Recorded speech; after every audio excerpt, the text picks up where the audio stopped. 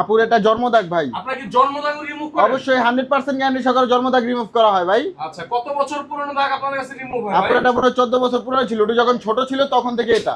তো দেখেন এই যেটা আমরা অনেকটা রিমুভ করে ফেলাই, সেটা পাতলা হয়ে গেছে, ক্যামেরা দেখা যাচ্ছে, দেখেন বোঝা যাচ্ছে না, কিন্তু এটা সর্বোচ্চ আর 2টা সেশন হলেই চলে যাবে এটা।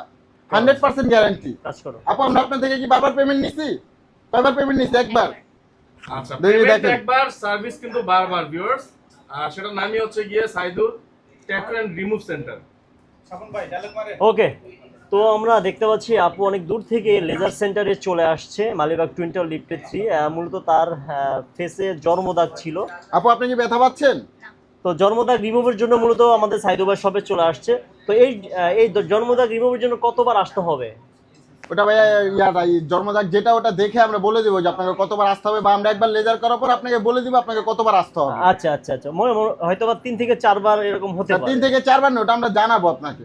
ওটা জন্মদাগটা দেখে আমরা জানাবো। আচ্ছা আচ্ছা, সেই জন্য পেমেন্টটা কিভাবে নিচ্ছেন আপনারা ভাই? পেমেন্ট একবারই বা বারবার সার্ভিস, পেমেন্ট একবারই। আচ্ছা, আপনারা কি গ্যারান্টি দিয়ে কাজ করছেন? 100% গ্যারান্টি।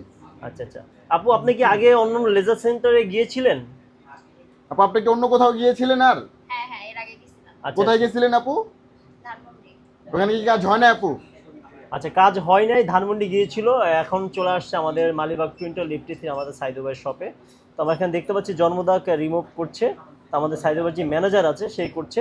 যারা বিশেষ করে আনওয়ান্টেড হেয়ার রিমুভ করতে চান, জন্মদাগ রিমুভ করতে চান, লেজার সেন্টারের সকল কাজগুলো করতে চান, অবশ্যই চলে আসবেন মালিবাগ টুইন্টাল লিফটে 3 আমাদের সাইদু ভাইয়ের শপে। ভিউয়ার্স, আপনারা অনেকে আছেন যারা জন্মদাগ থেকে শুরু করে মেস্তা থেকে শুরু করে সবকিছু রিমুভ করার জন্য বিভিন্ন জায়গা খুঁজেন, ভালো বিশ্বস্ত জায়গা খুঁজেন।